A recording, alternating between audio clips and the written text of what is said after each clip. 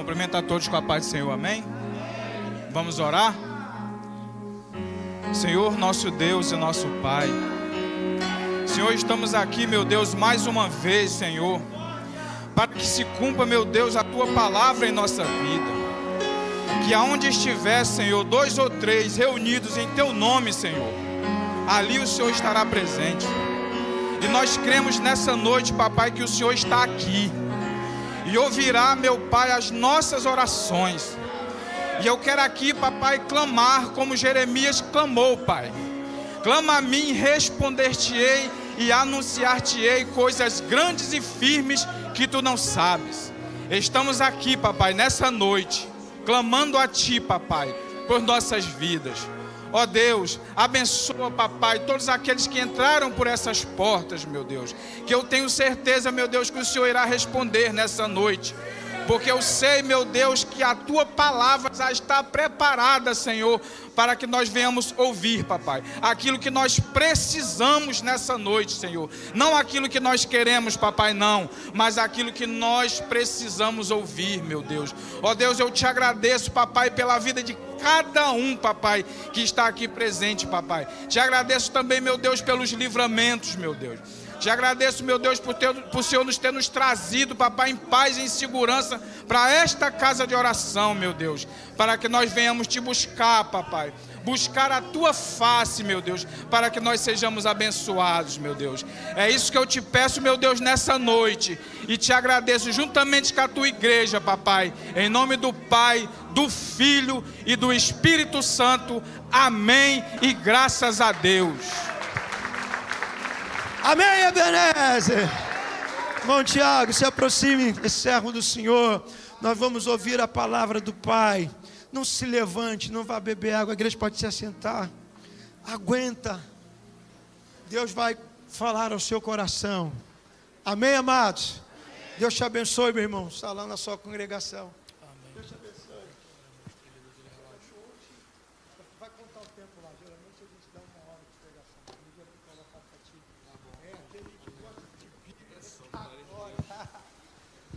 Meus amados irmãos, a paz do Senhor, amém? Antes de estar realizando os devidos agradecimentos, eu quero convidá-los a que abram vossas Bíblias no livro dos Juízes. Livro dos Juízes, capítulo 4. Nós iremos fazer menção do versículo 21. Livro dos Juízes, capítulo 4, versículo 21. Eu quero agradecer ao Senhor, agradecer a Deus pela bondade dEle sobre a minha vida, por me conceder essa oportunidade, esse privilégio de nesta noite de quinta-feira poder estar aqui com os amados irmãos, adorando, cultuando a Deus. Para mim é um motivo de muita honra, muita alegria.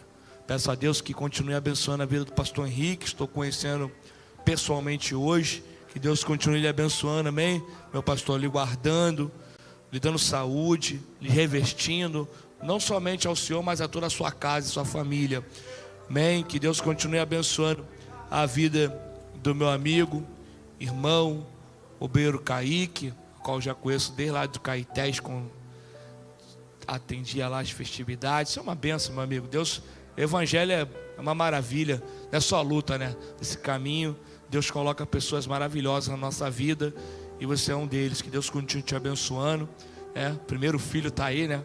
Primeiro de vários, né? Eita Jesus, amém. Me abraçou, ele me abraçou, filho. Eu tenho 5, me abraçou, filho. É mistério, hein?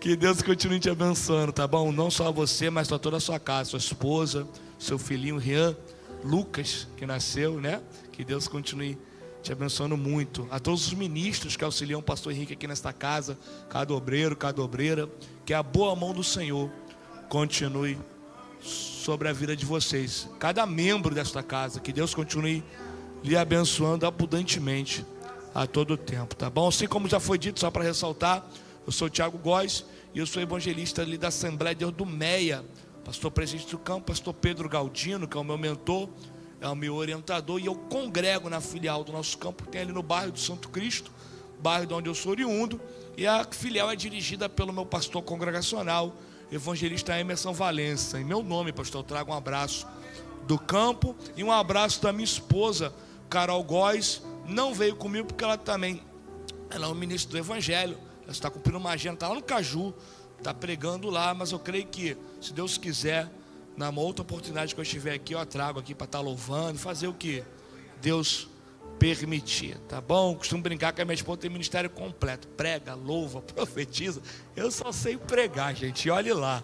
Amém. Vamos lá.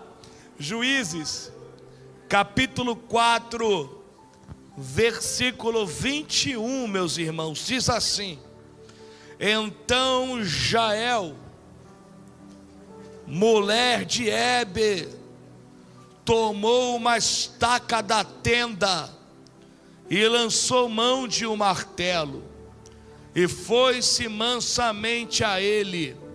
Ele cravou a estaca na fonte e a pregou na terra, estando ele, porém, carregado de um profundo sono e já cansado, e assim morreu. Amém? Eu peço aos irmãos que guardem o tema dessa mensagem: o martelo e a estaca. Amém? O martelo e a estaca. Meus amados, nós estamos diante do livro dos Juízes, livro esse que carrega consigo alguns subtítulos ligados ao seu desenvolvimento. O livro de Juízes, por exemplo, também é conhecido como o livro sangrento, e é tido pela maioria dos acadêmicos, os estudiosos, os mestres em Antigo Testamento, como o livro mais sangrento da Bíblia Sagrada. E isso se dá por conta das diversas narrativas que o livro apresenta para a gente, das batalhas que Israel travou durante esse período. Muitas nações se levantaram contra Israel debaixo da permissão de Deus, e muitas batalhas foram travadas, muito sangue foi derramado, e por isso esse livro é conhecido como o livro sangrento. Um outro subtítulo que esse livro carrega é conhecido, ele também é conhecido como o livro das más consequências, ou das consequências essas que foram ruins por causa de decisões errôneas que por diversas vezes Israel tomou. Então esse livro também ele ficou conhecido como o livro das más consequências. Meus irmãos, Deus ele sempre foi bastante claro com toda a humanidade, e foi bastante claro com Israel. A gente vai colher aquilo que a gente planta. Aquilo que a gente planta, a gente vai colher. E Deus deixou isso bastante claro com Israel, e a gente pode perceber isso quando o quinto livro do Pentateuco é dado para o povo, o livro de Deuteronômio. Qual é o objetivo do livro de Deuteronômio? Instruir, porque chegaria-se o tempo de se tomar decisões, e para que não corresse o risco de alguém dizer assim: eu errei porque eu não sabia, Deus faz questão de primeiro instruir. O povo que vai receber o livro de Deuteronômio, que está ali no pé da terra prometida, é uma geração nova.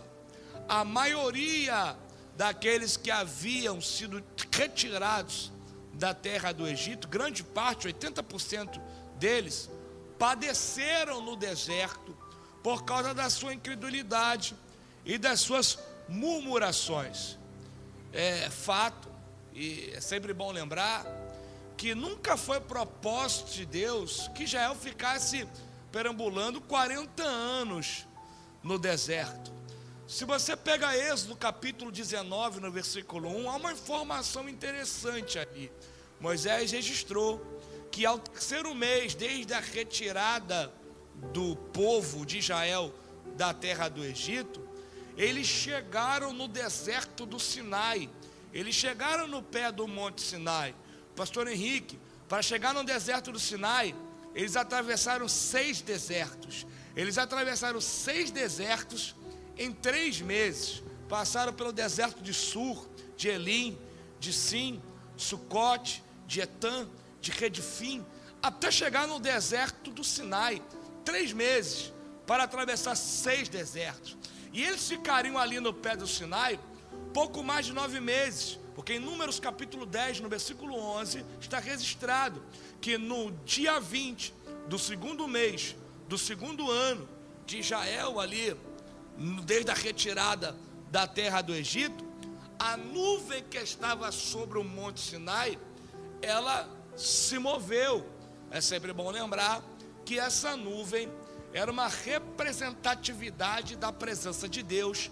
Teologicamente nós nomeamos isso de teofania, que é uma expressão grega usada para apresentar essa manifestação visível de Deus, né? Teofania é uma palavra grega composta por 2 palavras do grego koiné neotestamentário, a expressão teus para Deus, a expressão grega fania, da onde vem a palavra grega faraneio, que fala de manifestação, ao que se manifesta a ponto de se tornar visível. Então é uma manifestação visível de Deus. No Antigo Testamento, Deus se manifestava dessa forma. Então a nuvem representava a presença de Deus. Quando ela se movia, era o sinal: desmonta acampamento, vamos seguir viagem. Quando chegamos em Números capítulo 13, Deus manda separar um espia de cada tribo, para que eles fossem olhar a terra da promessa. E infelizmente, 10 desses 12 espias não tinham a característica que Deus queria que todos tivessem: uma visão espiritual privilegiada. Uma visão espiritual privilegiada, ela te ensina para onde você deve olhar. Repare que eles observaram e olharam para a terra, e a terra era do jeito que Deus falou: manava leite e mel. A promessa era do jeitinho que Deus havia falado, mas junto com a promessa também tinha dificuldades, gigantes e cidades fortificadas. E o fato deles olharem na direção primária errada fez com que a fé deles ficasse desfalecida, porque quem tem visão espiritual sabe que o segredo primário não é olhar para a promessa, mas sim para o dono da promessa, porque a promessa primeiramente você não a vê, você ouve e tem que crer, mas dificuldades você vê a todo tempo. 40 dias espiando a terra. Quando eles voltam para prestar relatório, a promessa é um mero acaso. A questão é, não tem como, Deus é doido, quer mandar a gente para a morte. Irmãos, uma coisa que ira a Deus é crente com promessa que vive uma vida de reclamações. Eu não estou dizendo um momento de reclamação, porque Deus sabe que você não é nenhum robô, você não age de forma mecânica. Tem hora que a pressão sobe, tem hora que o estresse vem, e é normal você ter um momento de reclamação. Deus entende, mas uma coisa é ter um momento de reclamação, outra coisa é você ter uma vida de murmuração, e isso ira a Deus. Dos 12, só 2 entenderam o propósito. Os outros, além de reclamarem, contaminaram o arraial inteiro. Quando chega em Números 14, Deus irado diz: bando de murmurador ingrato, não vai entrar ninguém na terra que eu prometi, salvo Josué e Caleb. Aí Moisés clamou por misericórdia, Deus poupou os abaixo de 20 anos. Para os demais, para cada dia que olharam para a promessa, Deus disse: vai ficar 1 ano no deserto. 40 anos batendo cabeça no deserto. Pronto, passou os 40 anos, nós já temos o público que está recebendo o livro de Deuteronômio. E qual é o objetivo do livro de Deuteronômio? Instruir. Por quê? Aquela geração que está ali é nova, então eles não estavam na aliança do Sinai, onde o decálogo foi entregue, foi mencionado aqui, e o decálogo apresenta o padrão de preservação de relacionamento.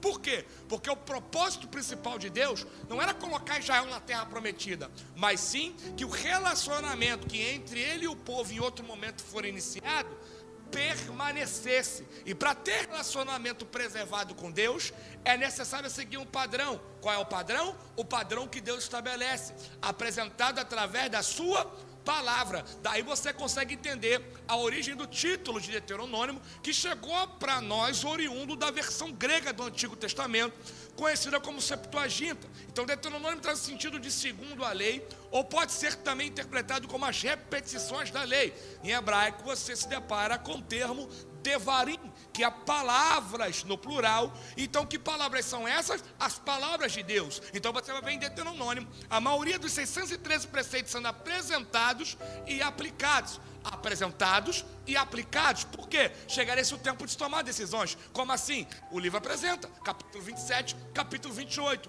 2 montes: Monte Gerizim, Monte Ebal. Monte Gerizim, Monte da bênção; Monte Ebal, Monte da maldição. E como é que funciona isso? O monte da maldição: se desobedecer, vai ser amaldiçoado. Já adianto para vocês que a gente não serve um Deus que é um bruxo, onde você vai pecar e Deus vai te rogar uma praga. Não, essa desobediência ali está conjugada num participo presente. É uma ação contínua. Não é alguém que errou, é alguém que vive no erro. Não é alguém que tropeçou e caiu, é alguém que gosta de viver caído. Então todo aquele que vive uma vida contínua de pecado, no erro, ele automaticamente tem a ausência da presença de Deus na sua vida. E todo aquele que tem a ausência da presença de Deus na sua vida, ele vive uma vida de maldição. Então daí você consegue entender o que é o monte da maldição e o monte da bênção. Monte Gerizim, como é que funciona? Se obedecer, vai ser abençoado. Repare que a bênção era condicional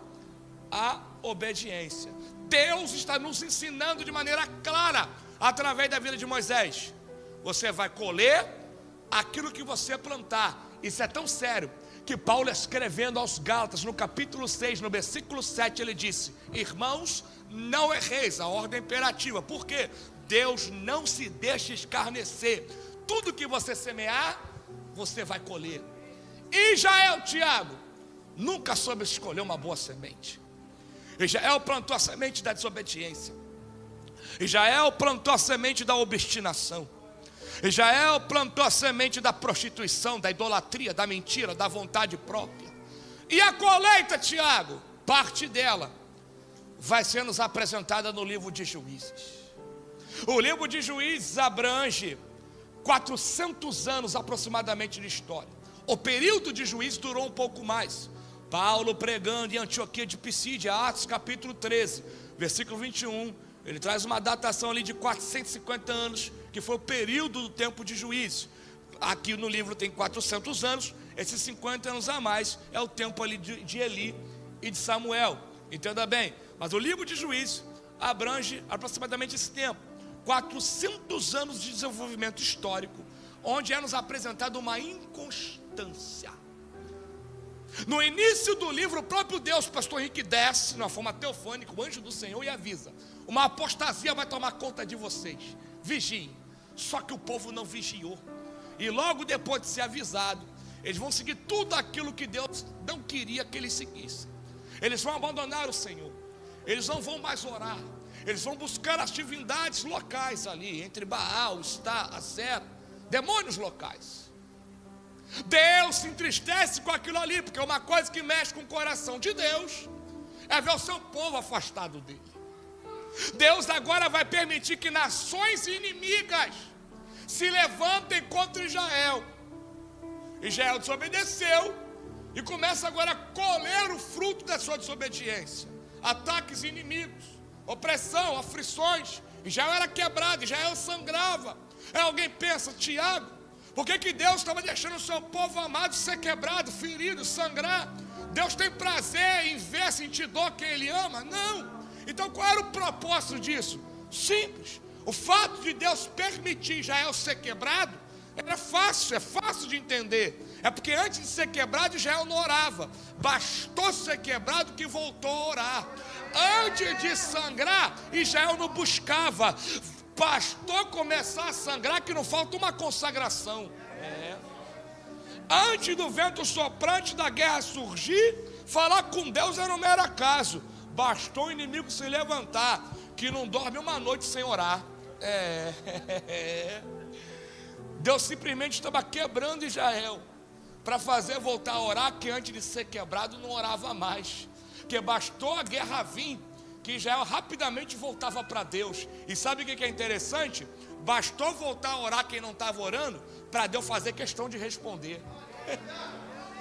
Deus levantava um juiz, oh, aleluia.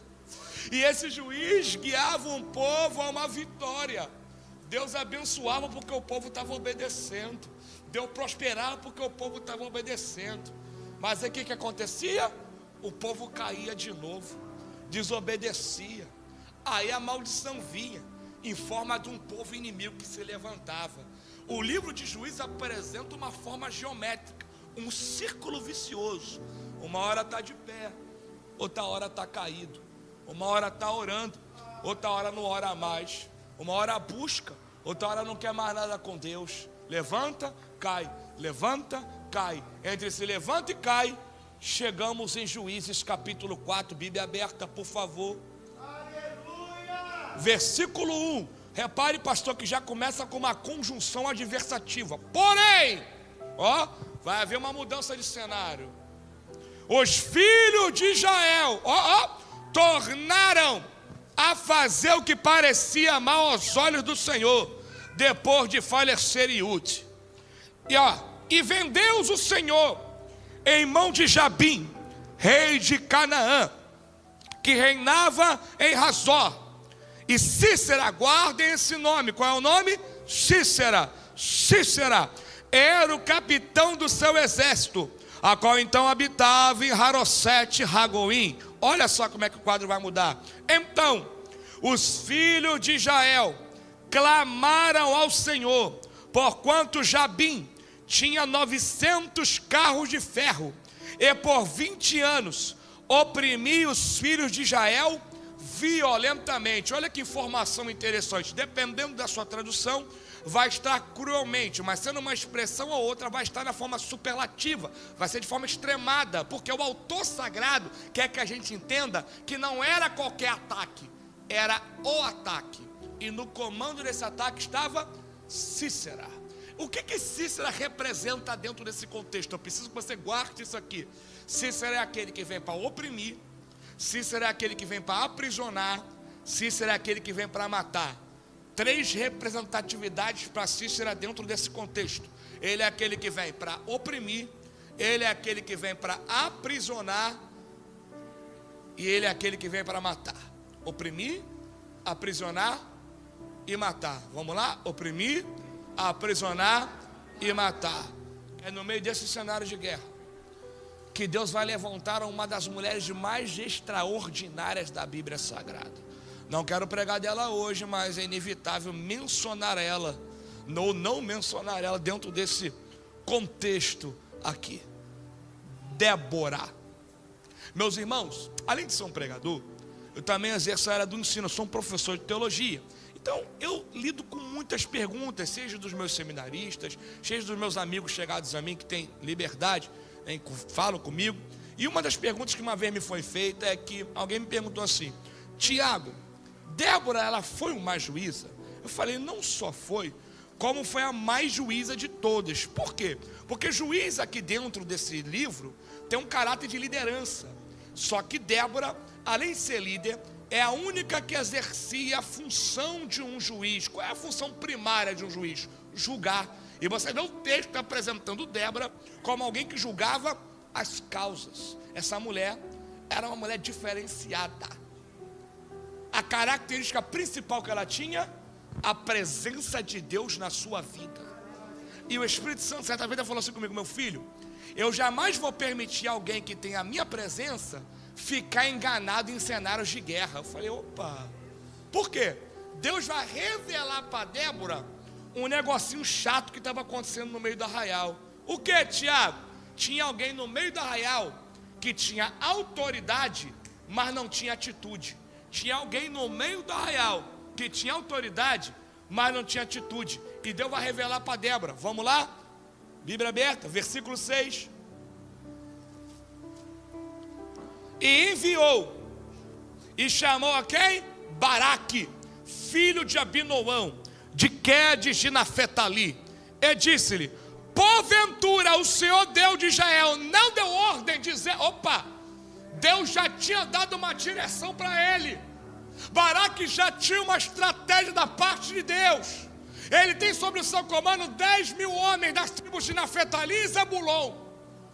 Ele já sabia o que era para fazer, mas estava dando uma de maluco.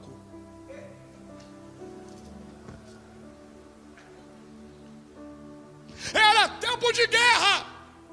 O inimigo estava vindo para matar, para oprimir, e está lá Baraque jogando baralho, de vez de seguir a direção que Deus deu. Era tempo de guerra. O inimigo está vindo para destruir famílias, para matar, e está lá Baraque, de vez de seguir a direção de Deus, maratonando série na Netflix.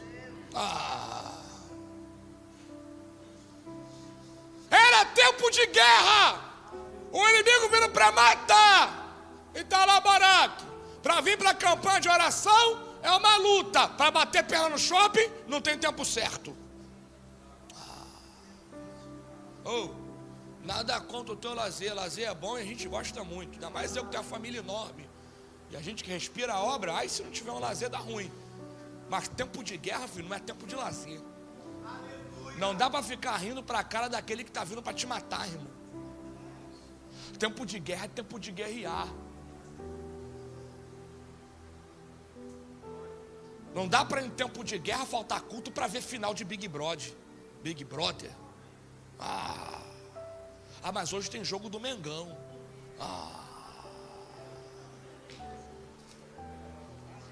Cícera está vindo para oprimir, aprisionar. E tu vai ficar marcando bobeira, rapaz? Não dá para ter mudança de cenário se você não tiver atitude. Deixa eu te ensinar uma coisa, aprende comigo, por favor. Uma coisa é você descansar em Deus, outra coisa é você se acomodar. Porque quem está descansando em Deus está esperando uma direção. Deus dá a direção, tu vai. Mas o acomodado quer que Deus faça tudo. E Deus não está criando crente mimado para ser mal acostumado. Aleluia! Glória a Jesus! Aquilo que cabe a Deus Ele faz. Aquilo que cabe a você é contigo, rapaz.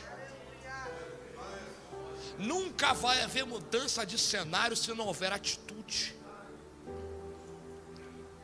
Não dá para ficar sentado só olhando. Para participar do sobrenatural tem que ter atitude. Lembra de Pedrão? Pedrão está no barco, está todo mundo no meio do mesmo barco, a tempestade vem. Todo mundo ficou com medo. Mas Pedrão tomou uma atitude. Debaixo da direção de uma palavra. Ele não foi precipitado, ele foi direcionado. Há uma diferença. Posso ir? Vem. Foi o único que tomou uma atitude. Mas alguém diz, mas ele afundou. Porque quem não faz nada adora ficar apontando para quem tentou fazer, né? Só que só tem um problema nisso tudo. Pedro pode ter até afundado, e eu conheço um monte que afundou também. Mas andar sobre as águas só tem 2 registrados na Bíblia. Um é o próprio Filho de Deus. Tu participou do sobrenatural. E sabe o que é o mais interessante? Pode ter afundado, mas não morreu. Sabe o que é o mais interessante? Pode ter afundado, mas quando a gente vai contar a história de Pedro, a história dele não é marcada por aquilo que deu errado. A história dele ficou marcada, aleluia, por aquilo que Deus fez. O grande líder da igreja primitiva, corajoso ao extremo. Mas a mensagem hoje não é sobre Pedro. Amém? Então, para ter mudança de cenário, tem que ter atitude. Coisa que Baraque não tinha. Me mostra, te mostro. Quando ele vai até Débora, Débora diz, ô bonitão, Deus já falou para você o que é para fazer? Conversa vai, conversa vem, diz, tá bom, eu vou. Mas só vou se tu for. Baraque revelou com as suas palavras um dos seus problemas. Falta de atitude.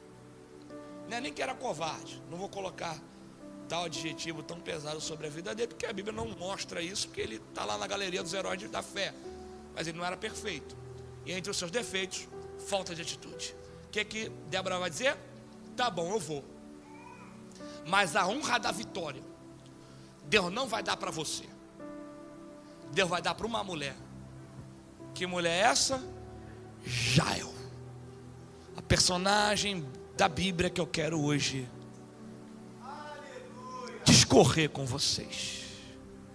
Jael é uma mulher sensacional, porque ela é uma mulher posicionada.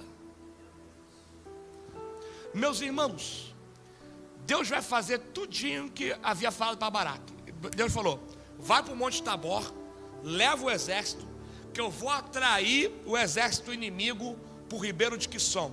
Irmãos, aconteceu um mistério ali tremendo. Se você quiser saber de forma mais aprofundada o que ocorreu ali, eu tenho um vídeo no meu canal no YouTube. Eu tenho um canal no YouTube chamado Bíblia Dentro, é um canal de ensino, e lá está lá o vídeo, o Ribeiro de Quisson. Acessa lá, que lá tem um vídeo de 30 minutos eu explicando o que aconteceu ali em cima do cântico de Débora, em Juízes 5, versículo 21, que ela diz que o Ribeiro de Quisson os arrastou. Uma coisa tremenda ocorreu ali. Fato é que o exército inimigo foi desbaratinado ali. Só que pastor Henrique, o cabeça, Cícera, saiu vivo. E quando ele foge, para onde que ele vai? Vamos para a Bíblia, versículo 17.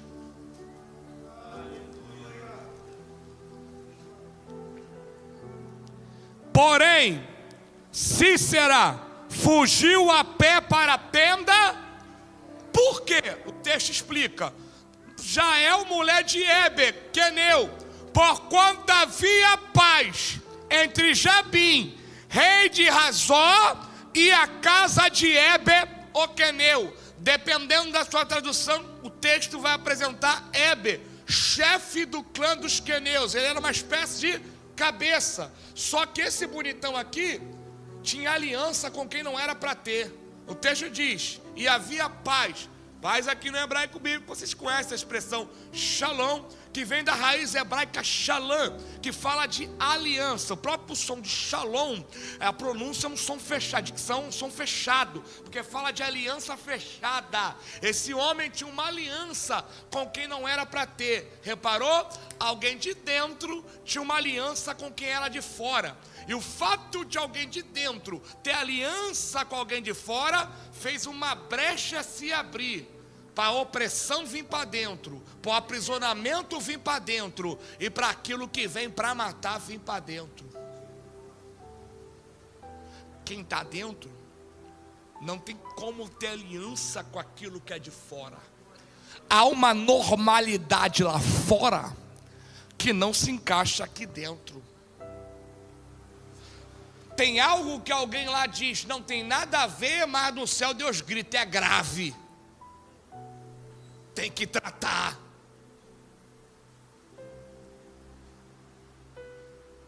Eu não estou dizendo que a gente é melhor do que quem está lá fora. Estou dizendo que a gente foi chamado para ser diferente. Lá fora é normal contar uma mentirinha de vez em quando. Aqui dentro, João 8,44. Quem mente é filho do... Lá fora é normal comprar e não pagar. Aqui dentro Jesus ensina, sim, sim, não, não. Não mete a mão onde tu não alcança. Lá fora é normal trocar de relacionamento como se troca de camisa. Lá fora, pastor, tem uma tal de uma unção de Fábio Júnior, de Gretchen, rodando. O camarada num ano já casou 3 vezes. Ainda quer botar a mão na minha cabeça para orar pela minha família. Eu falei, tu tá de brincadeira, eu vou para 20 anos de casamento, eu quero orar pela minha família. Não vai mesmo. O que é 3? Não vai, me perdoa, com todo respeito, mas não vai mesmo. De brincadeira. Lá fora, normal. Aqui dentro, não tem nada de normal.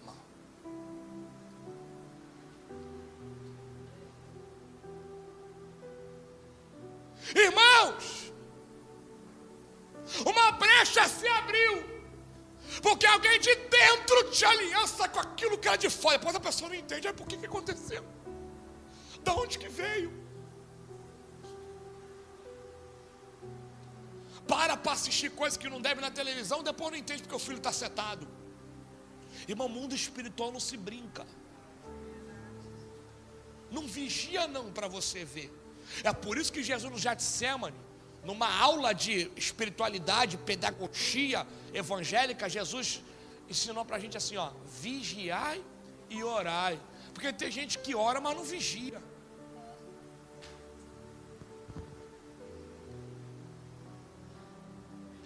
graças a Deus, pastor, dentro da casa tinha uma mulher posicionada, que vai me ensinar e te ensinar que quem está dentro não tem aliança com aquilo que é de fora.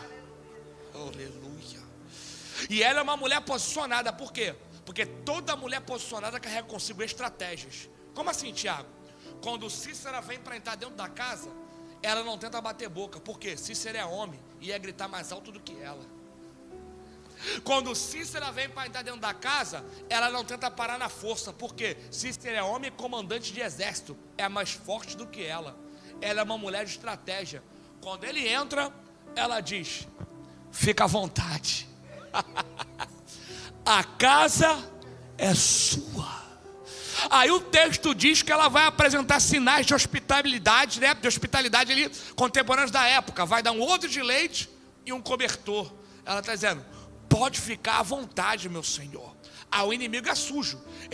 Ele quer logo mostrar que veio. Ele vai falar assim: agora tu vai lá para a porta, e se alguém perguntar se eu estou aqui, tu mente. Olha só. Ela fica à vontade. Quando ele deita, crente que está dominando o ambiente, nasce o versículo que eu fiz menção, o 21, vamos lá? Oh, aleluia, oh, glória. Então Jael, mulher de Heber, tomou uma estaca da tenda, lançou mão de um martelo, foi-se mansamente a ele cravou a estaca na fonte e a pregou na terra, estando ele, porém, carregado de um profundo sono e já cansado, e assim, aquele que veio para oprimir, aprisionar e matar, amor. E como é que ela derrotou o inimigo? Usando o martelo e a estaca. Usando o martelo e a estaca. Não foi espada, não foi lança, não foi adaga, não foi pedrada. Ela usou o martelo e a estaca. Ela derrotou o inimigo usando as armas corretas. Ela derrotou o inimigo usando as armas.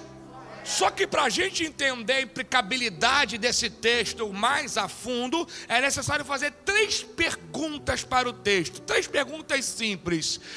Aonde era essa casa? Qual era o tipo de casa? E por que ela tinha um martelo e uma estaca dentro da casa? Oh, aleluia! Onde era essa casa? No deserto. Qual era o tipo de casa? Uma tenda. E por que ela tinha o martelo e a estaca? Simples. Como era montada uma tenda, pele de animais específicos. Era devidamente preparado. Esticada, coloca uma coluna do meio e se esticava no mínimo 3 cordas. Puxa uma corda, amém, bota a estaca na ponta, bate com o martelo para dar sustentação para a casa. Puxa outra corda, bota a estaca, bate com o martelo para dar firmeza para a casa. Puxa outra corda, bota a estaca, bate com o martelo para formar a base da casa. Então, para que servia o martelo e a estaca? Para dar firmeza, para dar sustentação, para formar a base da casa. Então ela utilizou para derrotar o inimigo aquilo que gerava firmeza da casa, aquilo que dava sustentação para a casa. Aplica, Tiago, por favor, com muito prazer. Você não vai derrotar o inimigo que vem contra a tua vida se utilizando de qualquer arma. Não é batendo boca, não é com indireta na rede social, não é puxando o cabelo de ninguém, não é trocando soco, não é gritando, não. Você vai se utilizar das armas que formam a sustentação da casa. E que armas são essas, Tiago Góes? A primeira, a oração. Quando o Espírito Santo grita, não tem jeito, irmão. Eu só anoto. Deus falou assim para mim: meu filho, Eu estou para ver Satanás derrubar uma casa que é sustentada por um joelho, aleluia. Eu estou para ver o inimigo derrubar uma família que está firmada através da oração, oh aleluia. Deus me trouxe hoje aqui na Nova Vida para dizer para alguém: se Cícera vem para oprimir, a oração despedaça a opressão. Deus me trouxe nessa noite para dizer para alguém: através do teu clamor, toda sentença de opressão que o inimigo tentou imputar sobre a tua vida está sendo despedaçada. Céu e calababadara Súria, oh aleluia. O inimigo pensou que ia te oprimir, ia te aprisionar no taxa preta, ia atormentar a tua mente, ia roubar o teu desequilíbrio, ia ter crise de ansiedade, ia bater cabeça. Só que ele quebrou a clara, onde ele pensou que ia ter desespero, teve clamor, e através da tua oração, toda sentença, Deus está despedaçando toda sentença que o inimigo tentou colocar sobre a tua casa. Oh aleluia. Se o inimigo vem para oprimir, a oração despedaça a opressão. É por isso que o inimigo tem pavor de crente que ora. Por quê? Tiago 5,16, parte B: a oração de um justo pode muito os seus efeitos. Meus irmãos, você sabia que a tua oração carrega consigo, carrega com ela uma possibilidade, uma condição de mudar uma palavra dada pelo próprio Deus? Que é isso, pregador? Tu pregou 40 minutos até agora, para no final da mensagem meter essa heresia que está sendo gravada? Não, está aqui na minha Bíblia, e com certeza está na tua. Deus vai mandar um profeta, não é um palhaço, é um profeta, um homem de Deus, com uma sentença de morte na direção de um rei. A profecia é: manda o bonitão do rei arrumar a casa, porque eu vou matar ele. Quem está dizendo que vai matar é Deus. Quem está levando a profecia é um dos maiores profetas do Antigo Testamento, Isaías capítulo 38. A sentença de morte era para Ezequias, quem está levando é Isaías. Mas quando a sentença chega, depois confere a Isaías 38, versículo 2. Ezequias vai encostar o seu rosto na parede e vai clamar ao Senhor. Não deu tempo nem de Isaías pisar fora do templo. Quando ele ia sair, Deus falou: opa, volta lá. É como se Deus estivesse dizendo assim: bendita a hora que eu mandei tu avisar o homem que ele ia morrer. Por que, Senhor? Ele orou, e a oração dele chegou até o meu trono. Avisa ele que eu estou dando mais 15 anos de vida, aleluia. Então para pensar comigo. Se a oração de Ezequias mudou uma palavra dada pelo próprio dono da vida, pelo detentor de toda autoridade, poder e honra, imagina que a tua oração pode fazer contra essa palavra de Cícera. Imagina o que a tua oração pode fazer contra essa feiticeira que se levantou, contra essa magia negra que veio contra a tua família. Deus está dizendo para alguém: se tu orar, eu mudo esse quadro. Deus me trouxe na Nova Vida Ebenezer para dizer para alguém: Cícera vai cair. Oh aleluia. Oh, aleluia, glória! A oração despedaça, Tiago, mas a guerra está me deixando fraco. Entenda uma coisa, a gente é pentecostal, a gente gosta dos mistérios. Então falar em oração poderosa, meu Deus, o pastor Henrique fala: amanhã vai ter 5 horas da manhã a oração poderosa. Irmão, isso aqui vai estar lotado. O povo vem, a gente gosta disso, a gente gosta. A gente é pentecostal, a gente gosta dos mistérios. Eu pareço ser assim, sério, chato, mas não sou, não gosto de mistério. Deixar eu pego na mão de um, dou uma corrida, eu gosto. É que tem tempo para todas as coisas. Entendeu? Eu não posso fazer isso pregando, senão você não vai entender o que eu estou pregando. Mas se deixar, depois, rapaz, eu dirijo uma vigília lá na minha congregação, lá eu dou lugar. O pessoal, tu dirige vigília? Dirijo? Amém. Olha para cá. Então falar de oração poderosa, que maravilha. Mas temos que entender que nem sempre você vai estar no ápice da espiritualidade para realizar a tal da oração poderosa. Tem hora que o abatimento vem. Veio para Elias, o maior profeta do Antigo Testamento, mas vem para o Tiago Góes. Tem hora que vem o abatimento, a tristeza, o desânimo vem.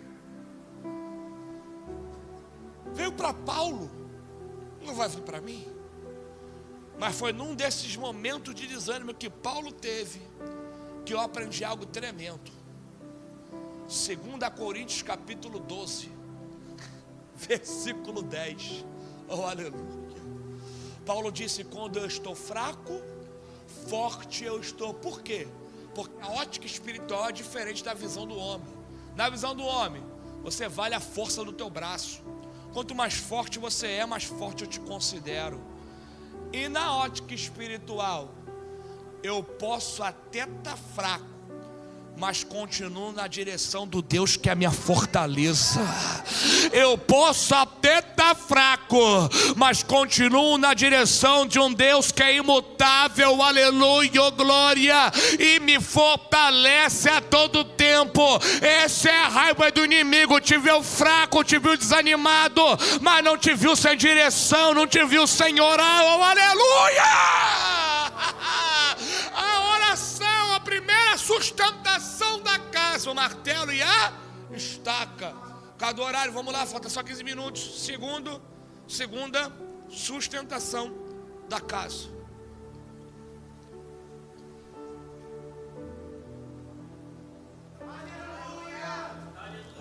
A palavra. Eu estou para ver Satanás derrubar uma casa que é sustentada pela palavra. Então vamos lá. Cícera vem para oprimir, a oração despedaça a opressão. Cícera vem para aprisionar, a palavra. A intenção do inimigo era te aprisionar no pecado, só que ele quebrou a cara. Por quê? Tu seguiu a instrução do salmista, Salmo 119, versículo 11: escondi a tua palavra no meu coração, para não pecar contra ti. A intenção do inimigo era te aprisionar em trevas, só que novamente ele quebrou a cara. Por quê? Tu seguiu a instrução do salmista, Salmo 119, versículo 105: lâmpada para os meus pés é a sua palavra e luz para o meu caminho. A intenção do inimigo era te aprisionar num sepultamento espiritual, só que ele quebrou a cara. Por quê? Porque tu aprendeu com o profeta Abacuque no capítulo 3, no versículo 2: ouvi a tua palavra e a temi. Temer ali fala de conservar, valorizar, dei valor, guardei. Aí ele pode ter autoridade para abrir a boca e gritar: aviva, ó Senhor, oh, aleluia. O inimigo pensou que ia te aprisionar com veste suja, só que ele quebrou a cara. Por quê? Porque tu aprendeu com o apóstolo João no capítulo 17, no versículo 17: santificai-vos na verdade, e a palavra de Deus, oh, aleluia, é a verdade. O inimigo não tem poder contra uma casa sustentada pela palavra. Oh, aleluia. Jesus, quando vai encerrar o sermão do monte, lá no capítulo 7, no Evangelho de Jesus, sobre a perspectiva de Mateus, no capítulo 7, Jesus vai encerrar ali com 4 ilustrações para aplicar de forma bem clara o sermão do monte que ele pregou desde o capítulo 5. A última ilustração está no capítulo 7, a partir do versículo 21, 22. Vocês lembram? A mini parábola. A casa, os 2 alicerces, lembra? Tem aquele homem que é o prudente, que é o que ouve a palavra e pratica. Pega isso aqui. E constrói a casa sobre a rocha. E tem aquele que ouve. Opa, não foi por falta de palavra, hein? Teve palavra. Imagina se não tivesse. Olha só, por isso que o inimigo quer roubar a palavra de qualquer maneira. Porque mesmo tendo, o camarada ouviu, mas não fez. Construiu a casa sobre a... Isso aqui é interessante. Tem muita gente que pensa que construir a casa sobre a rocha é subir para o alto de uma montanha. Segundo a geografia da época, para você construir uma casa sobre a rocha, você tinha que cavar o terreno. para achar uma pedra sedimentar que servisse para o início da estruturação da casa. E para achar tal pedra, dava trabalho. Então seguir a palavra dá trabalho. Dá não, Tiago, dá sim. Porque se não desse, né, pastor, não tinha tanta gente indo para o inferno. Dá trabalho. Mas quem não quer trabalho, viver de aparência para ele tá bom. Como assim? Porque ele vai construir a casa sobre a areia. Enquanto o sol está brilhando, as duas casas parecem iguais, porque aquele que está com a casa construída sobre a rocha, por cima da rocha está a areia. Mas aquele que está com a casa sobre a areia, debaixo da areia não tem nada, só está de aparência. Enquanto o sol está brilhando, todo mundo parece igual. Mas quando o tempo vira, quando o vento sopra, quando a chuva vem, a verdadeira estrutura vai ser revelada. Tem vento que sopra, só para Deus poder revelar quem é quem de verdade. Tanto que o texto vai dizer assim, o texto diz assim: e grande foi a sua queda. Sabe por quê? Porque ninguém pensou que a casa iria cair. Tinha aparência. Mas aquele que praticou e fez, a casa está estruturada sobre a rocha.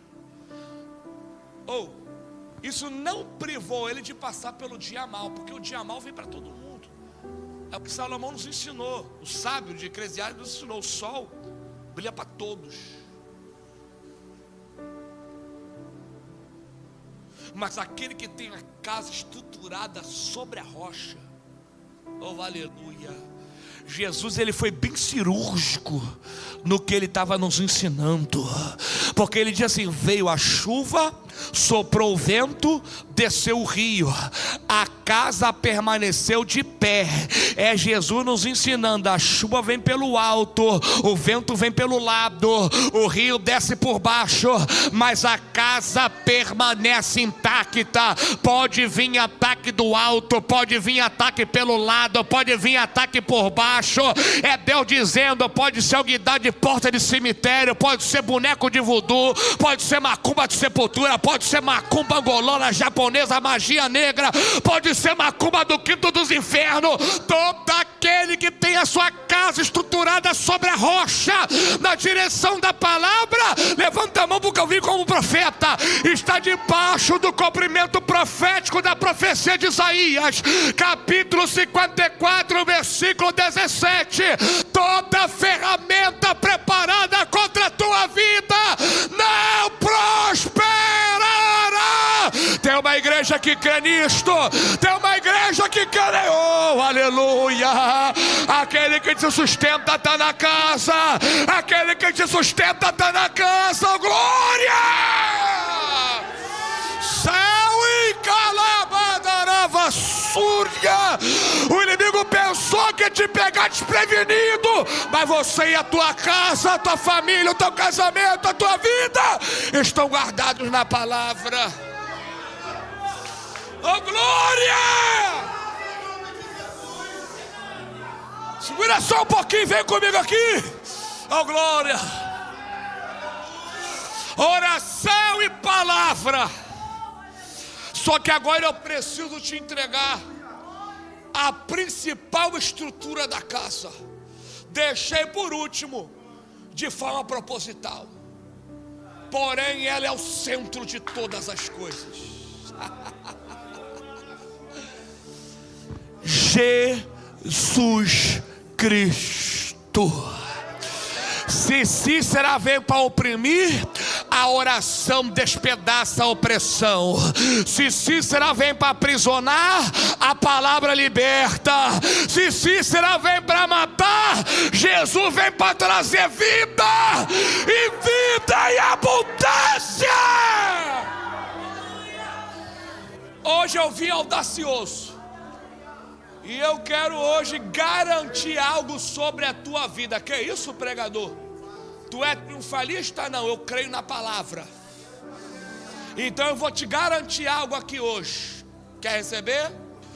Se Cristo for o centro da tua vida, a centralidade do teu querer, oh aleluia, eu te garanto que sobre a tua vida irá se cumprir a maior promessa de Deus sobre a humanidade. Qual é?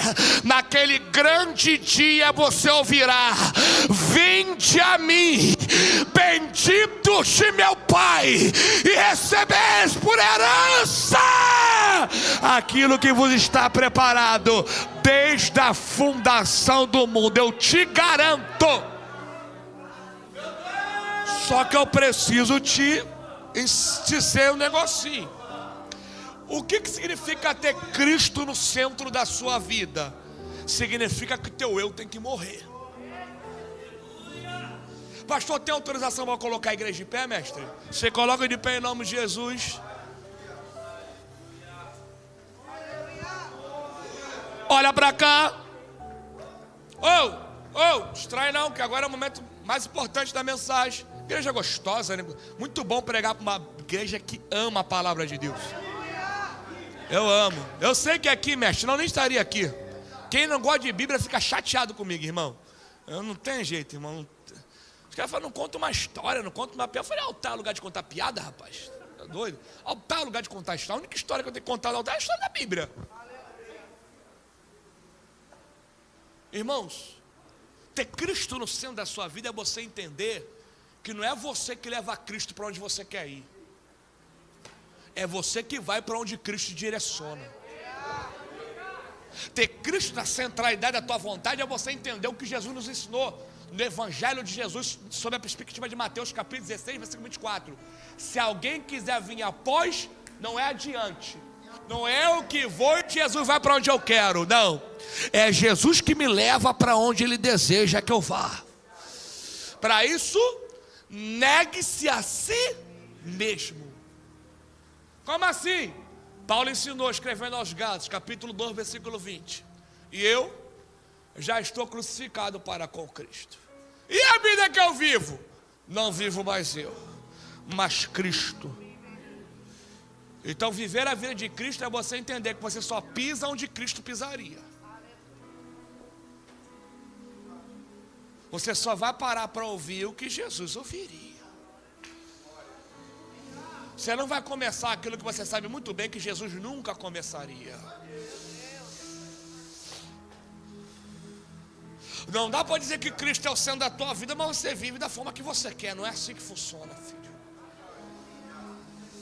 Para ter Cristo no centro do teu querer, como estrutura principal da tua casa, o teu eu vai ter que ser aniquilado. Vamos lá? Existe uma concepção de graça equivocada aí fora. Eu tenho uma mensagem que eu prego em Colossenses 4,16, onde Paulo diz que a mesma carta que foi lida aqui em Colossos seja lida em Laodiceia, como a de Laodiceia foi lida em Colossenses. A carta à igreja de Laodiceia se perdeu, mas a de Colossos está canonizada. E dentre as 13 que Paulo escreveu, é a mais cristocêntrica de todas. É onde Paulo mais falou de Jesus, tanto que o tema da carta é a supremacia de Cristo. Essa carta foi lida em Laodiceia. Só que em Laodiceia, Apocalipse 3,20, Jesus está do lado de fora.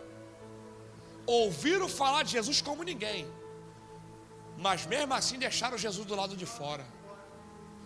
E se a gente abordar uma linha interpretativa chamada dispensacionalista, que aqui não é um estudo, né? Você sabe que o livro de Apocalipse tem diversas visões interpretativas, tem pilar doutrinário e tem visão interpretativa, amém? Cada um traz a sua verdade. Existe uma visão chamada visão interpretativa dispensacionalista, que aplica cada igreja ali das 7 cartas por um tempo da história. E alguns acadêmicos dizem que Laodiceia é o tempo de hoje. E é interessante pensar dessa forma, não que eu aceite, tá, gente, dessa forma. Eu sou da área do ensino, a gente estuda tudo, né? Só que a gente guarda a nossa pra gente e expressa quando é necessário, numa sala de ensino. Mas se fosse para aceitar isso, é interessante. Por quê? Porque nesse tempo de hoje, nunca se falou tanto de Jesus como se fala agora. Mas nunca se entendeu tão pouco como também estão se entendendo agora. Porque alguém fala que graça permite eu fazer aquilo que eu quero, enquanto a realidade é que a graça me permite a não fazer aquilo que eu quero fazer, mas me capacita a realizar aquilo que Deus quer que eu faça. Isso é graça. A vontade de Deus é te salvar. E a graça te capacita a isso. O tempo está indo embora. Um dia, numa outra oportunidade, a gente veio aqui pregar mais sobre a graça.